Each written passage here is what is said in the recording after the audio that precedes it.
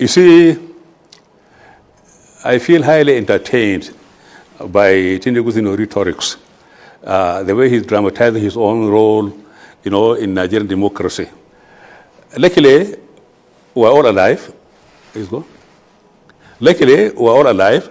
We're all there. We're all, participant in that particular, sphere of political activity. So I was in the middle of it. Tinubu became relevant and noticeable after Abacha took over government. Before then, he was in the Senate, was the secretary of the party. And with all respect to him, you see, he was part of those people who were supporting Babangida's annulment of June 12th. He was part of it. His own mother, Haja Mogaji from Lagos, was organizing Lagos market women to come to Abuja to pledge, support for Babangida. I'm saying this because it's simply history. I mean no harm. Don't mean to embarrass him. But then you see, he was actively handing gloves to Babangida. Now, when Babangida saw the fact that he was having a problem with the party, he went to the National Assembly to address them. One infamous speech was, they are trying to incite you. It is you they are against. Tinubu was there, and IU became very, very firm and straight on the issue of June 12th. He called a meeting, then being the only senior elected person in government at that time, as Senate President. He convened a meeting in Edo, in Benin, we went there with the governor, where we went there and reaffirmed our commitment to June 12th. All right? Babangida was so angry with IU. When he came by, he removed him and put in a better arrow. He put him there so that, so that they can be aligned to Babangida, political kind of machinations. So when Tinubu today, after being a Nigerian president, decided to rewrite history, trying to maybe deconstruct history and then rewrite it, then it is very, very amusing because he was part of the Babangida support of June 12th. He was part of it. Now, it was only when Abacha took over government that Tinubu then became a so-called activist of June 12th. Not only all those who are talking about June 12th in Edeko, I mean no harm, I mean no disrespect. I'm simply saying what happened during that time. All of them, those who were in Edeko, where were they on June 11th? They had no part in June 12th. They are not part of June 12th campaign. They are not part of the June 12th activities. What they are never, because most of them are saying they should down look. All of them. Because they know ability they won't work out. So when Abiola won the election, and then after the annulment, they are all very, very passive. But suddenly, after Abacha came on board, removing Sonekam, they became activists. They formed Nedeko. Nedeko was opposed to election formation. Nedeko was something which was formed, to fight Abacha, not to fight democracy, not for fight for June 12th. So whatever Tinubu is doing today is simply reconstructing history the way he thinks is going to fit his own political interests.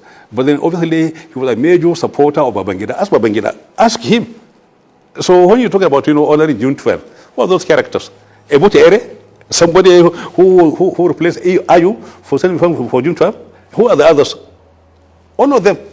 So he ran away. We stayed behind. We fought Abacha. I was detained, because of my fight, but I was detained.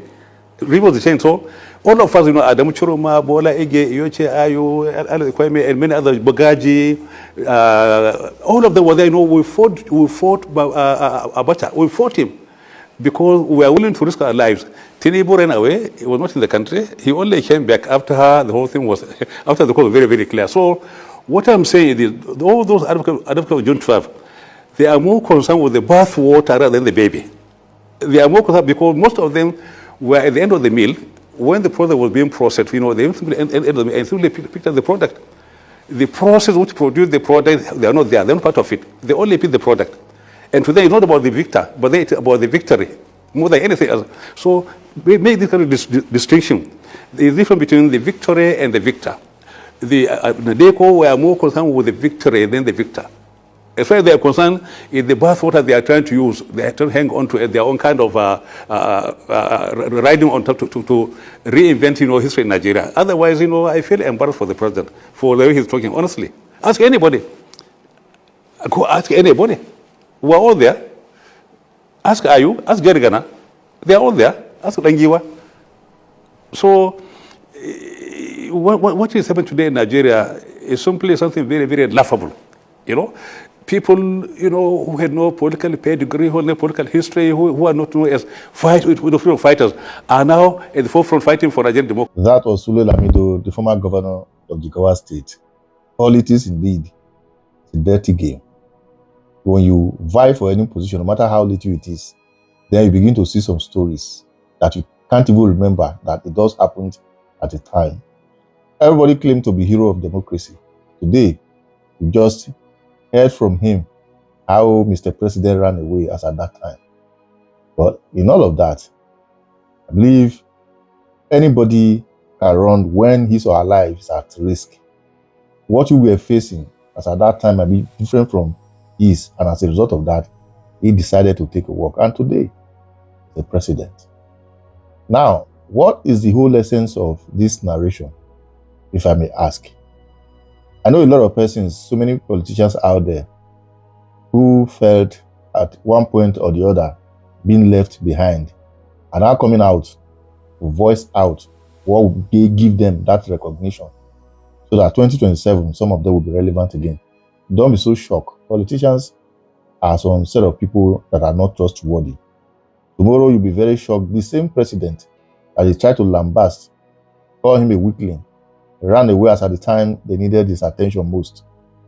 Today he's claiming to be a hero of democracy, might be in his house. Rather, this Sule Lamido will be in Aso Rock, where they were reason together. The next thing you are seeing is him again endorsing this same person. Everybody is fighting for their interest. But one thing I do know for sure, if you are against his policy, come out and say it boldly.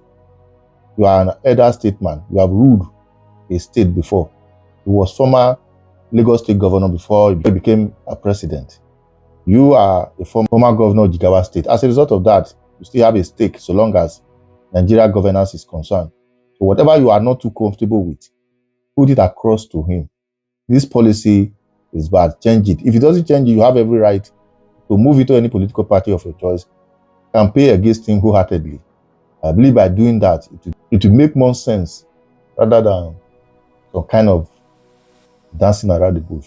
Anyway, that is politics for you. Whatever you think about this whole narration and this whole interview, drop your comment in the comment section once again. Share and follow the page. For the record, this is politics.